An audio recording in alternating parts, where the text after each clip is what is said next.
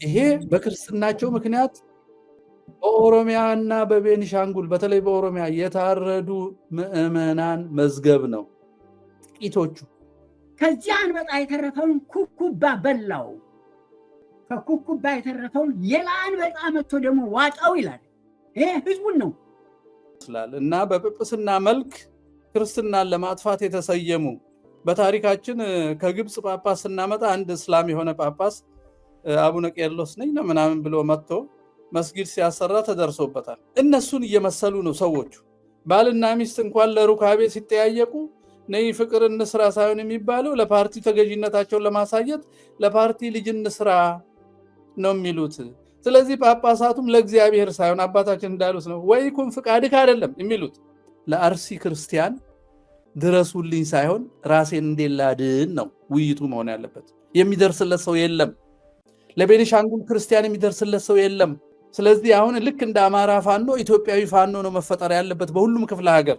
ከነዚህ አውሬዎች የምንድንበት ከቤተ መንግስቱና ከቤተ ክህነት ገዳይ የምንድንበት ማለት ነው። ግባ ነው ቀኖናው። ስናና ግባ። አባት መሆን ከፈለግ በቀኖናው ግባ። ግባ፣ በልብስ አታስፈራራ። ግባ፣ ቀኖና ውስጥ ግባ። የሐዋርያት ማህበር ውስጥ ግባ። እውነት ተናገር። የያዝከውን መስቀል አትሽሸው። መስቀል ለጌጥ ይዞ ለህይወት ሲሸሸው ጌጥማ እኛም ልብስ ላይ ጠልፈን እናደርገው የለ እንዴ? ዘፋኞችን መስቀል ማድረግ ጀምረው የለ እንዴ? ግንቦት 29 2017 ዓ.ም የጀጁ ወረዳ ቤተ ክህነት እስካሁን ድረስ የቀጠለው የክርስቲያኖች ግድያ እንዲቆም ጠይቋል። ቤተ ክህነቱ የጀጁ ወረዳ ቤተ ክህነት በንጹሃንና አማንያን በሆኑ ክርስቲያኖች ላይ የሚፈጸመው ግድያ እንዲቆም ለኢትዮጵያ ኦርቶዶክስ ተዋሕዶ ቤተክርስቲያን ለአርሲ ሀገረ ስብከት በላከው ደብዳቤ ጠይቋል። በወረዳው ቤተ ክህነት ስር በሚገኘው በአንጎቻ ቅዱስ ባለወልድ ቤተክርስቲያን ውስጥ ግንቦት 10 ቀን 2017 ዓ.ም በወይዘሮ ሰንዬ ጠጅነህ እንዲሁም ደግሞ ግንቦት 27 ቀን 2017 ዓ.ም ከጠዋቱ 12 ሰዓት ላይ የቤተክርስቲያኑን አስተዳዳሪ ቄስ ተስፋ አለሙን ከሀገር ሽማግሌ ውስጥ አቶ ክፍሌ ገብረ ክርስቶስንና አቶ በጋሻው ስዩምን የታጠቁ ኃይሎች መግደላቸውን በደብዳቤው ገልጿል። በተጨማሪም አንድ ግለሰብ በጥይት ተመተው በሕክምና ላይ የሚገኙ ሲሆን ቁጥራቸው ያልታወቀ ምዕመናን ታፍነው ወደ ጫካ ተወስደዋል።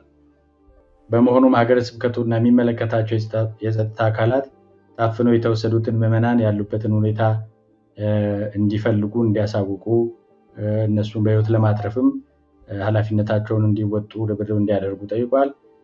በተለይ በአካባቢው ለሚገኙ ሌሎች ክርስቲያኖች ጥበቃ እንዲደረግ ሀገረ ስብከቱ ኃላፊነቱን እንዲወጣ ጠይቋል በዚህ ደብዳቤው።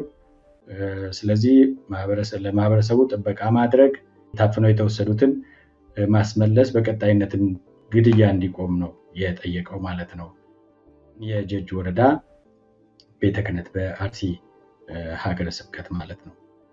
ከዚሁ ጋር በተያያዘ እናት ፓርቲ መግለጫ አውጥቷል። እናት ፓርቲ ባወጣው መግለጫ ካህናትን ጨምሮ 113 ንጹሃን በግፍ ተጨፍጭፈዋል፣ ከ30 በላይ ታፍነው ተወስደዋል። ይሄ በአንድ ወረዳ ላይ ብቻ ነው። በኦሮሚያ ክልል በዚሁ በአርሲ ዞን ጀጁ ወረዳ የተከሰተውን ክስተት መነሻ አድርጎ ነው ፓርቲው ወደ ኋላ ሄድ ብሎ የተፈጸሙ ጥቃቶችን ሰብሰብ አድርጎ አንድ ላይ ያወጣው አጭር መግለጫ ስለሆነ እንዳነበው ይፈቀድልኝ። በወቅታዊ ጉዳይ ከእናት ፓርቲ የተሰጠ መግለጫ ነው። በኦሮሚያ ክልል አርሲ ዞን ጀጁ ወረዳ በአንጎቼ ቅዱስ ባለወልድ ቤተክርስቲያን አስተዳዳሪ መምህር ተስፋ አለሙ የአጥቢያው አባትና የሀገር ሽማግሌ አቶ ክፍሌ ገብረ ክርስቶስ እና አቶ በጋሻው ስዩምን በነዋሪዎች አጠራር ሸኔ በሚባለው ኃይል ግንቦት 27 2017 ዓ.ም አመሻሽ 12 ሰዓት ላይ አስፓልት መንገድ ላይ አውጥተው ገለዋቸዋል። 2 ሰዎች በጥይት ተመተው በሕክምና ላይ ሲሆኑ ሌሎች 5 ሰዎች ታፍነው እስካሁን የደረሱበት አልታወቀም። በአካባቢው ተደጋጋሚ ሃይማኖትና ማንነትን ማዕከል ያደረገ ጭፍጨፋ እንደሚደርስ ይታወቃል። በዚሁ አካባቢ ግንቦት 10 ቀን መርጌታ ቀለመወርቅ የተባሉ የሃይማኖት አባት እሳቸውን ሲያጡ ባለቤታቸውን በድቅድቅ ጨለማ ከቤታቸው ውጪ አልወጣም በማለታቸው ገለዋቸው ሄደዋል። ውጪ ብለዋት በማለት ባለቤታቸውን ጠይቀው አልወጣም በማለቷ ገለዋት ሄደዋል። በዚህም ራሳቸውን መስዋዕት አድርገው ውስጥ የነበሩ 4 ልጆቻቸውን አትርፈዋል የካህኑ ባለቤት ማለት ነው። ከዚሁ ጋር ተያይዞ በዞኑ ሽርካ ወረዳ ካለፈው ዓመት 2016 ዓ.ም መስከረም ወር ጀምሮ ካህናትን ጨምሮ 113 ንጹሐን በግፍ ተጨፍጭፈዋል። ከ30 በላይ ታፍነው የተወሰዱ ሲሆን እስካሁን የደረሱበት አልታወቀም። በርካታ ንብረት ወድሟል። የእርሻ ከብቶች የሆኑ ከ80 በላይ ጥማድ ተዘርፏል። ሃይማኖትን ለይተው ነው ጭፍጨፋው የተካሄደው። አሁን አካባቢው ትንሽ ሰላም ቢመስልም ሞት ያንዣበበበት ነው ይላሉ የአካባቢው ነዋሪዎች በስጋት ተውጠው። እንደ ብዙ አካባቢዎች ሁሉ አርሲ ዞን የእልቂት ምድር ከሆነ ሰነባበተ። የመንግስትንም የሚዲያንም ትኩረት የተነፈገው የአካባቢው በነጋ ቁጥር አዲስ እልቂት እያዋለደ ቀጥሏል።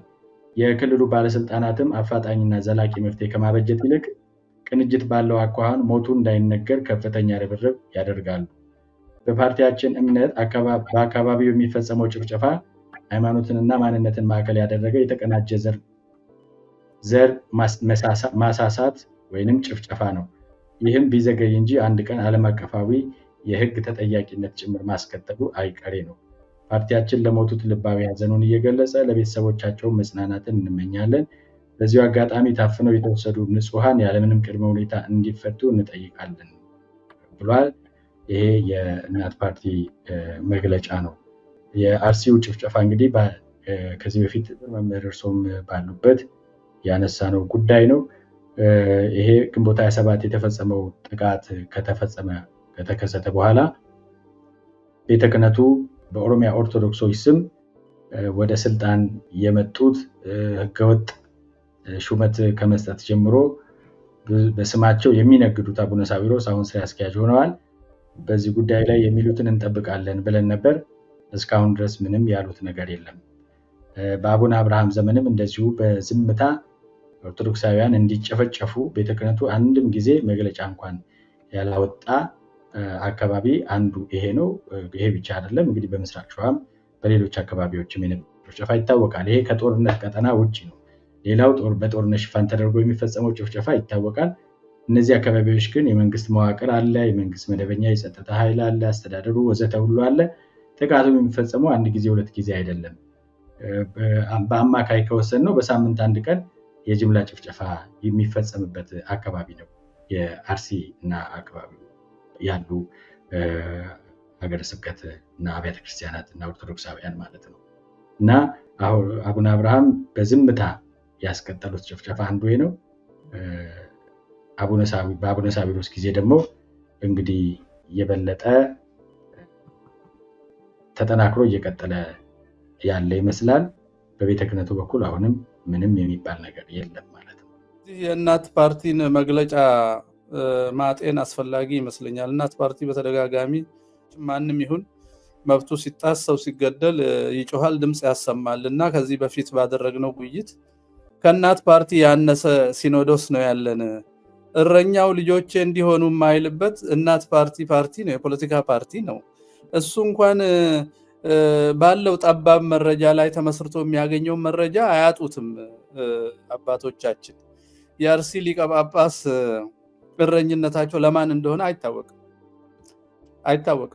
7 ዓመት ሙሉ አርሲ ደም ይፈሳል። አንድም ቀን ልጆቼ እንዲህ ሆነው ብለው ሲቆጡ ለዓለም ሲጮሁ መግለጫ ሲሰጡ አላየንም። ለህዝብ ለዓለም ጋዜጣ ህዝብ አለቀ ብለው የተናገሩት አንድ ጊዜ አቡነ ማትያስ ናቸው። ህዝብ ያሉትንም ትግራይ አካባቢ ያደረገውን ግፍ ነው። ለምን እሱን ብቻ መርጠው ከዛ በኋላ እንደተዘጉ እግዚአብሔር ይወቀው። አባትነታቸው ለሁሉም ስለሆነ ማለት ነው። ከዛ በኋላ አርሲም ቤኒሻንጉል አሁን በዚህ ሳምንት በዚህ ዜናህም ልታነሳው ትችላለህ፣ ጭፍጨፋ ነበረ። ያን ጭፍጨፋ ደሙ እየፈሰሰ ትልቅ አቀባበል ለአቡነ አብርሃም ይደረግ ነበር እና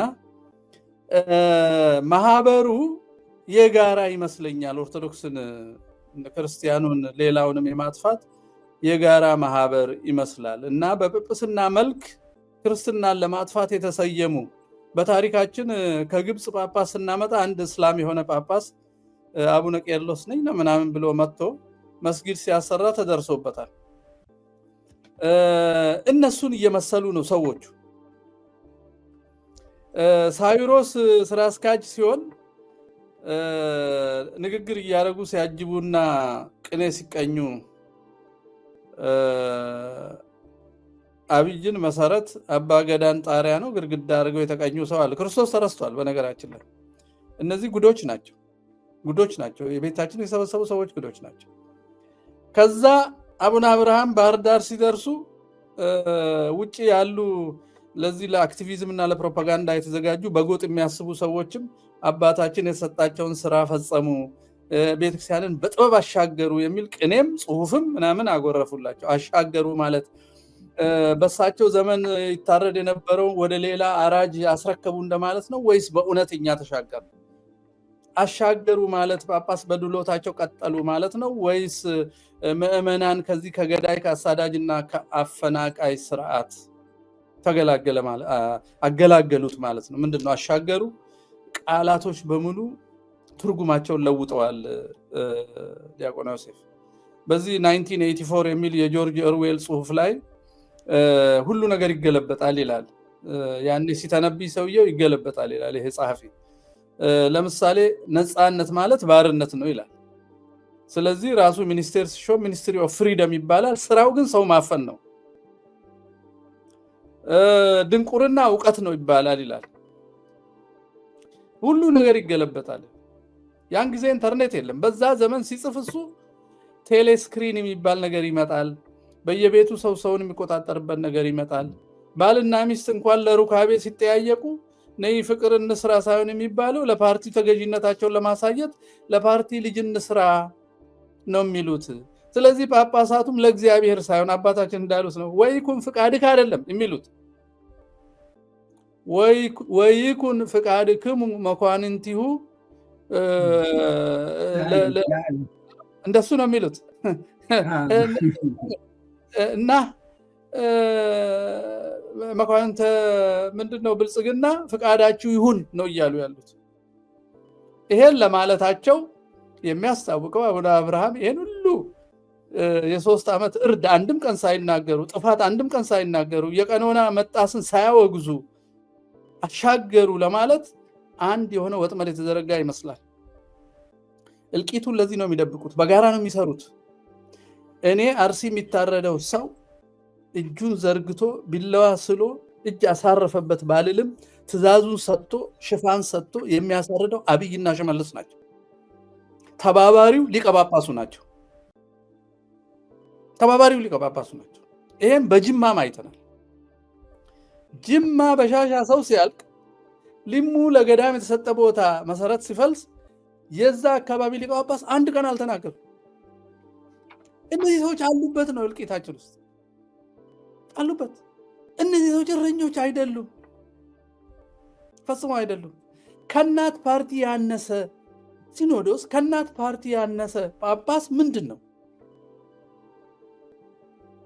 ፓርቲው እኮ የሰው መብት በማስጠበቅ በሚያደርገው ጥረት የሰው ድጋፍ ማግኝቶ ወደፊት መሪ ለመሆን የሚናገሩ ወንድም እህቶቻችን የተሰበሰቡበት ነው። ጵጵስናና ክህነት ግን ምድራዊ ስልጣን አይደለም።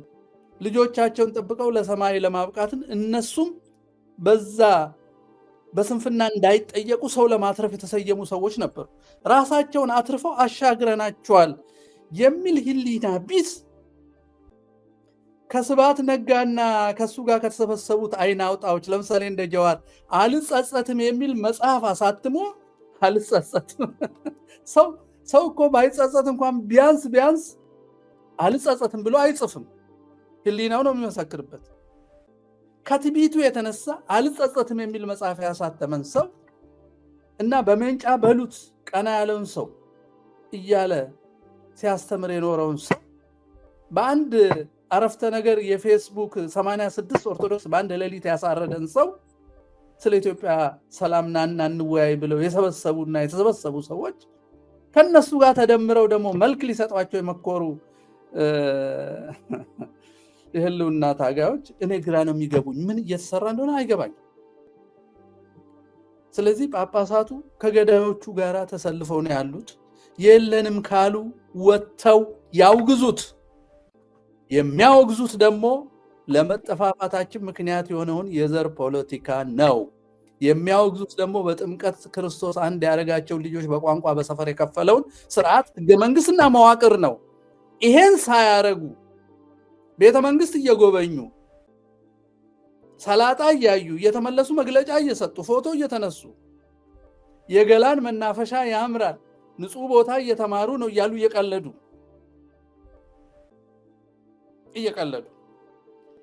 ግራኝ ቅዱስ ነው ከሚል ከዳንኤል ክብረት መመሪያ እየተቀበሉ ፋኖን ክፈልልን ከመንግስት አቀበ የጎጃም ፋኖን ከሌላ ፋኖ ነጥለህ አምጣ ተብሎ ተልኮ የተሰጠውን ጳጳስ ሁሉ በአጀብ ተክለሰውነት ለመገንባት የሚራወጥ ስርዓት ጋራ የሚሰራ ሲኖዶስ ምንድነው?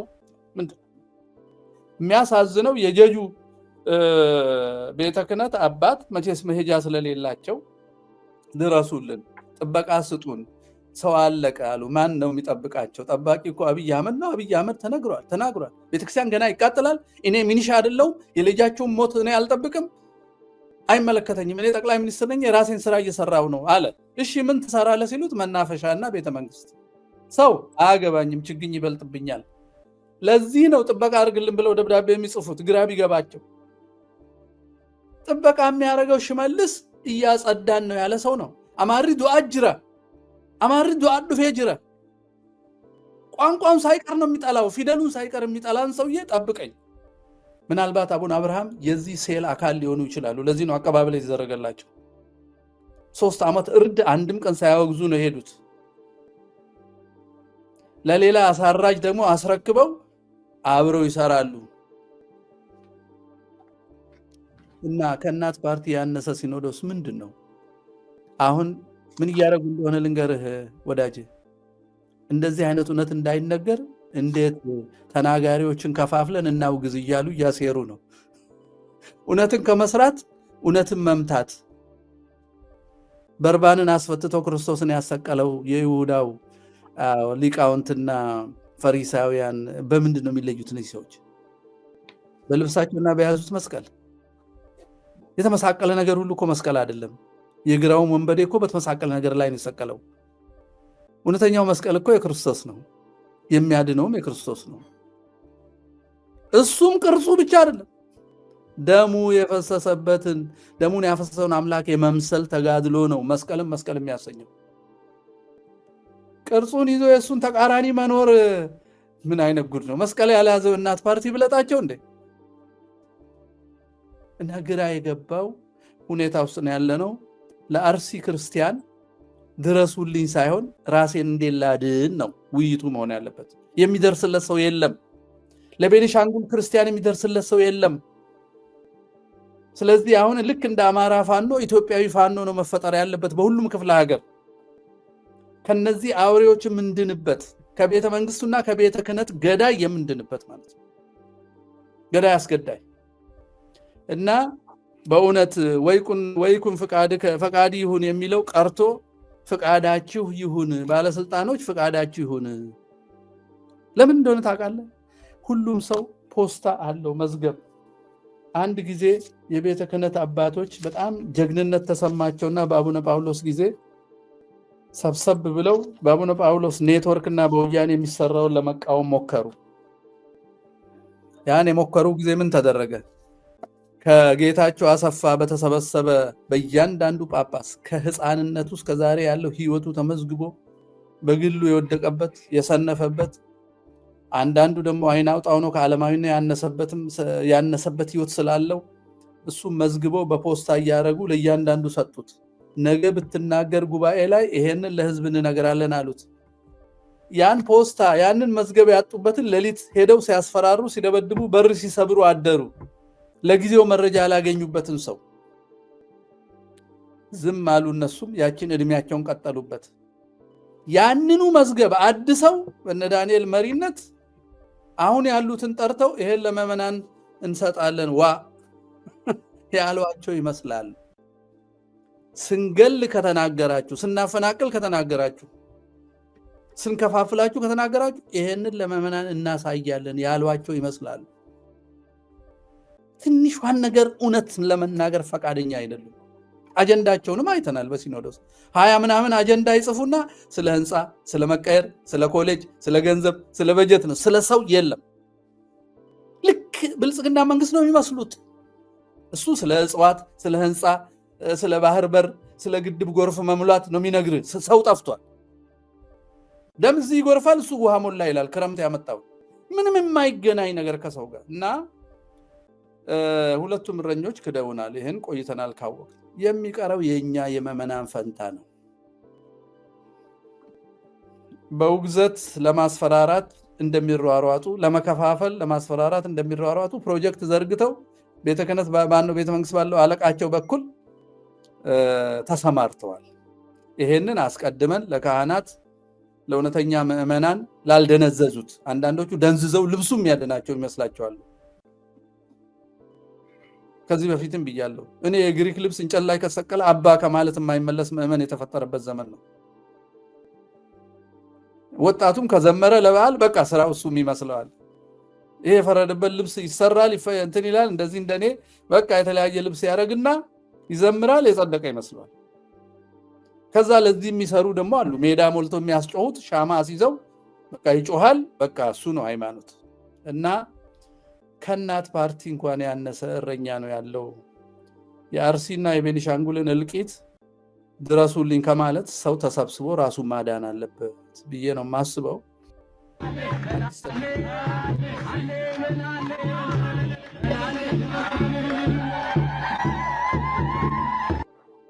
አሁን ከተናገሩት ጋር ምን ነው ቀሲስ ነው ያጋርተውት እያየው ነበር እና እንዲህ ያደረጉ ነው ሰውን የሚያደነዝዙት ብለው።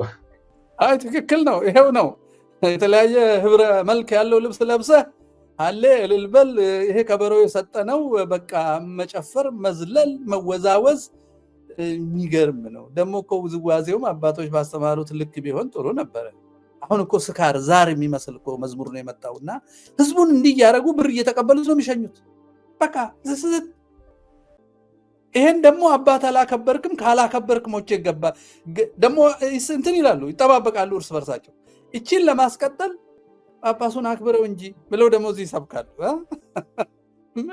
ምንድነው ክብር? አዎ አባት ይከበራል። አባት ሲሆን ይከበራል። አባት ሳይሆን ተኩላውን በአባቶች ወንበር ስለተቀመጠ አሰልፎ ስለሚያሳርድ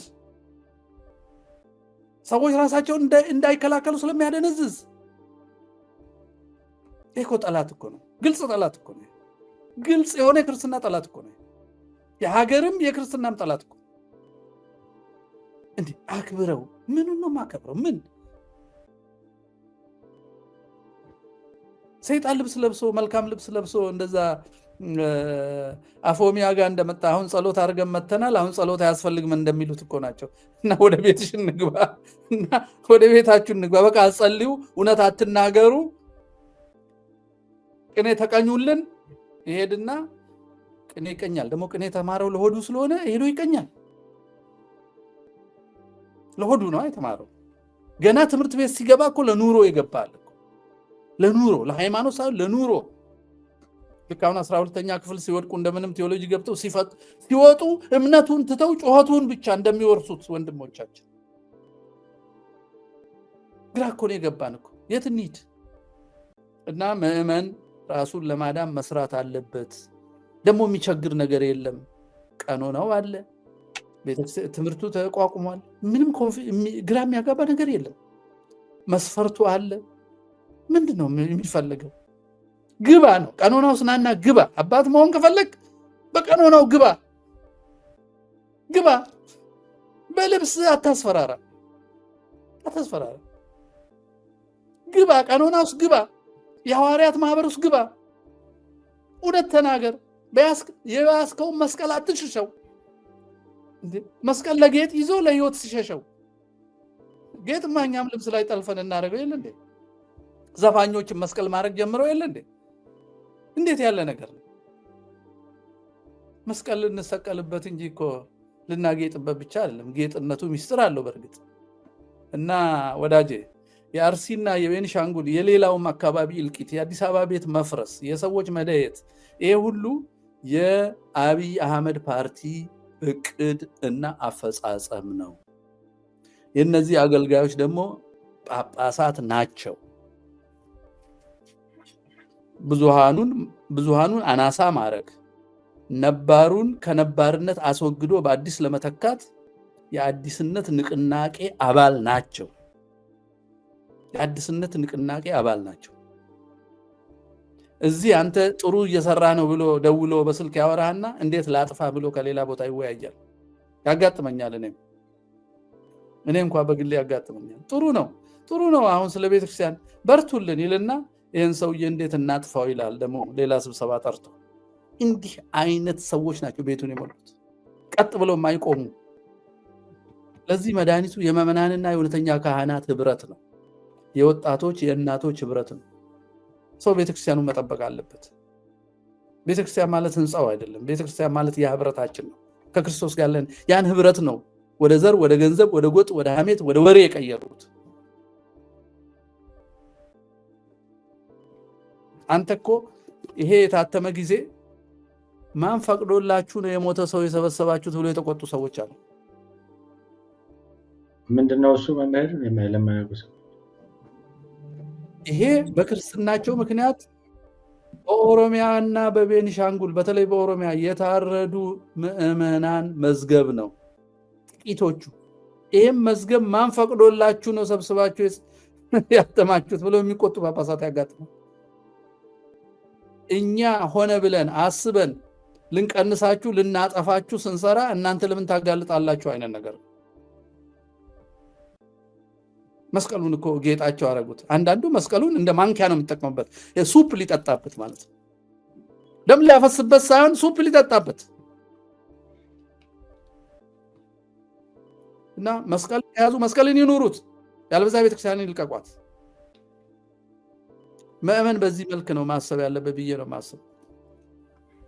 ለኃጥአን የወረደ መቅሰፍት ለጻድቃን ይተርፋል እንደተባለው ኃጥአን የተባሉት በፖለቲከኞች እይታ ኦርቶዶክስ፣ አማራ፣ ኢትዮጵያዊነት፣ አማርኛ የሚናገር እንደገና ሌላም ጎሳ ቢሆን ከኢትዮጵያ ጋር በጥምቀት በቋንቋ በክርስትና በዝምድና ንክኪ ባለው ሁሉ የተሰነዘረ ብትር ነው በሌላው ላይ የደረሰው። ለኃጥአን የወረደ መቅሰፍት ለጻድቃን ይተርፋል ነው። በኢትዮጵያ የሚወርደው ሁሉ መከራ፣ ጭንቅ፣ ችግር በኦርቶዶክስነት፣ በአማራነት፣ በኢትዮጵያዊነት፣ በአማርኛ ተናጋሪነት ላይ የተሰነዘሩ ነገሮች ናቸው።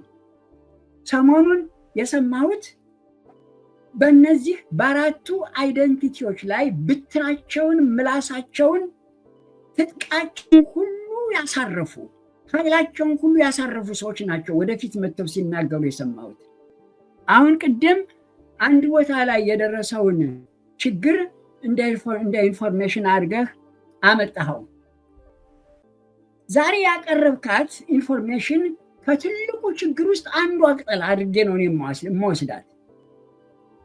አሁን ኢዩኤል ነቢዩ ኢዩኤል በተናገረው፣ ዮሐንስ በራእዩ የተናገረው፣ ጴጥሮስ በመልእክቱ በተናገረው ነው የምለካው። እስቲ ሶስቱን እንይ። ኢዩኤል ምን አለ? በመጀመሪያው ምዕራፍ ላይ ስሙ ዘንተ ሊቃውንት ወአጽምዑ፣ እናንተ ሊቃውንት ነን የምትሉ የተማርነን የምትሉ እናንተ ካህናት ነን የምትሉ ስሙ አዳምጡ ይላል ኢዩኤል። በዘመናችሁ የሚደረገውን በአባቶች ዘመን ሲደረግ ያላያችሁት ወደፊትም ይመጣል ተብሎ የማይገመት ነገር በፊታችሁ እየተደረገ ነው። ስሙ አዳምጡ፣ እዩ፣ ተመልከቱ ይላል። ሊቃውንት ብሎ ነው። ይህን ዛሬ የምታዩትን ለልጆቻችሁ ንገሩ፣ ልጆቻችሁ ለልጅ ልጆቻቸው እንዲናገሩ አድርጋችሁ ዛሬ የሚደረገውን ንገሩ፣ በአዋጅ ንገሩ ይላል ኢዩኤል። ለእነማን? ሊቃውንት ነን ለሚሉት። ዝቅልና የአንበጣ መንጋ አገሪቷን ወረራት። ከአንበጣ የተረፈውን ትልቁ ሌላ አንበጣ መጣና በላው። ከዚያ አንበጣ የተረፈውን ኩኩባ በላው። ከኩኩባ የተረፈውን ሌላ አንበጣ መጥቶ ደግሞ ዋጣው ይላል። ይሄ ህዝቡን ነው። ዝቅ ይልና አውሬ መሳይ አውሬ የሚመስሉ ሰዎች መንጋዎች መሬቷን ወረሯት። ስነኒሆሙ ስነነ አናብስት ወኩርናቲሆሙ ዘእጓለ አንበሳ። እነዚህ ሰዎች ሰው መሳይ አውሬዎች፣ አውሬ መሳይ ሰዎች ናቸው። ጥርሶቻቸው እንደ አንበሳ ጥርስ የሚገጣጥል፣ ክንዳቸው እንደ አንበሳ ክንድ የሚሰብር የመጡ ናቸው። እነዚህን ሰዎች ተናገሩ፣ ይሄ እንዳይረሳ ይላል። የሚገርመው ዮሐንስ በራእዩ ምዕራፍ 9 ከቁጥር 7 እስከ 11 ይዩት። ወቦሙ ንጉሥ መልአከ ቀላይ ይለዋል። መሪ አላቸው አለ። ስሙ በዕብራይስጥ አብዶን፣ አያችሁ፣ አብዶን ዕብራይስጥ፣ በጽር አጵልዮን፣ በቅብጥ አርማቅጦን፣ በግዕዝ ማህጎሊ አጥፊ። የሙት ከተማ ማለት ነው። የሙታን ከተማ ትዕይንት ማለት ነው። ከተማ ማለት ተአየነ ተከታተመ ማለት ነው። ትዕይንት ሰላማዊ ሰልፍ አይደለም፣ ሰፈራ ነው፣ መጠራራት ነው። እና እነዚህ የከተሙበት ቦታ የሙታን ከተማ ይለዋል። አብዶን ማለት በዕብራይስጥ ነው። እዚያ ራዕየ ዮሐንስ ላይ ተጽፏል። አጵልዮን በግሪክ ነው። አርማቅጦን በኮፕቲክ ነው። ቅብጥ ይለዋል። የጥንት ቋንቋ ነው የኮፕቲኮች፣ አረበኛ አይደለም። በግዕዝ ደግሞ ማሂጎሊ ሀሙለ ጠፋ፣ የጥፋት ከተማ፣ የሙታን ከተማ ይለዋል። እነዚህ ሰዎች ልና ጠጉራቸው እንደ ሴት ፀጉር ያደገ የተንጨፈረረ ይላል። ፊታቸው የሰው መሳይ፣ ጥርሳቸው የአንበሳ እያለ ይዘረዝራቸዋል። አሁን እንግዲህ በሙታን ከተማ የተሰበሰቡት ሁሉ መልካቸውን፣ ቅርጻቸውን፣ ይዘታቸውን ሁሉ ራዕየ ዮሐንስ ይገልጻቸዋል። ኦኬ፣ እኔ አሁን ሰሞኑን በሙሉ የኢትዮጵያ ቤተክርስቲያን በቤተክርስቲያን የተመረቀው የተጠመቀው ሁሉ ኦርቶዶክሱ፣ አማራው በእነዚህ ሁሉ እየተዋጠ እየተወቀቀን ይላል። ጴጥሮስ ምን አለ? ጥበቡ እንከ ወአጥብቡ ልበክሙ እስመ ጸላኢክሙ ጋኔን ይጽሕር ከመ አንበሳ እንዘ ይሐስስ ዘይውህጽ። ተጠንቀቁ፣ ጥበቡ አዋቂዎቹ ወአጥብቡ ልበክሙ፣ ልባችሁንም በጥበብ ሙሉት፣ አስተውሉ ግራና ቀኝ። እስመ ጸላኢክሙ ጋኔን ጠላታችሁ ይጽሕር እንደ ራበው አንበሳ የሚውጠን ፈልጎ እየዞረ እየጮኸ እያገሳ ነው። ጴጥሮስ ነው ይህን የሚለው። እኔ ከራሴ አምጥቼ የምናገረው ነገር የለኝም። የምናገረውም አባቶች ባስተማሩኝ፣ ቤተክርስቲያን ባስተማረችኝ በዚህ ነው አሁን የሚካሄደውን የምለካው። እና አንድ እናት ቅኔ ትምህርት ቤት ለመሄድ እሻገራለሁ ሲል ውሃው ወሰደው። ውሃው በላውና ተረዳች። ቅኔ ይማር ብዬ ምንድንስ ልጄን ሰድጄ ቅኔ የገባው አሉ። ሳትሆነ ልጄ፣ ሳትሆነ ማለት ገባው፣ ሳትሆነ አይምሮ ሁሉ ትኩስ ሆነ ማለት ነው። ግን ተቃጠለ ነው። አንዱ ይሄ ነው። ሌላዋ እናት የልጄን ደመኛ አሁን አገኘሁት፣ ሲደነግጥ ባየው ውሃ ቢሆን ተውኩታች። ያው ውሃው በልቶባት ነው። የኢትዮጵያ ቤተክርስቲያን አሁን እዚህ ውስጥ ነው የገባችው። አያችሁ፣ አሁን የመጡት ጳጳሳት በኢትዮጵያ ቤተክርስቲያን የሌሉ አብረው ተስማምተው የሚሄዱ ጉዶች ናቸው። አብረው ተስማምተው እየታዘዙ የሚሄዱ ፈቃደ ስጋቸውን፣ ፈቃደ መንግስትንና ፈቃደ ጌታቸው ረዳን፣ ፈቃደ ደብረጽዮንን ለዚህ ወይኩን ፈቃድከ ብለው የሚጸልዩት እግዚአብሔርን አይደለም። አሁን በአመራር ላይ ያሉትን ከዚህ በፊትም ሲመሩ የነበሩትን አሁንም ተዘጋጅቶ የሚመጣውን ፈቃድ ነው ለመፈጸም የተዘጋጁት። ስለዚህ አሁን ከነጌታቸው ረዳ ጋራ አሁን ከተሰበሰበው ጋራ አንድ ላይ ተስማምተው በመሄድ አባ አብርሃም በሰላማዊ ሰልፍ ተቀባይነት ቢያገኙ እንደገና ሌላ ሰው ሆነው ሌላ ትኩስ ዘንዶ ሆነው ቢመጡ ምንም አይደንቀኝም። እኔ የአሁኑ ሁኔታ በዚህ መንገድ ነው የማየው።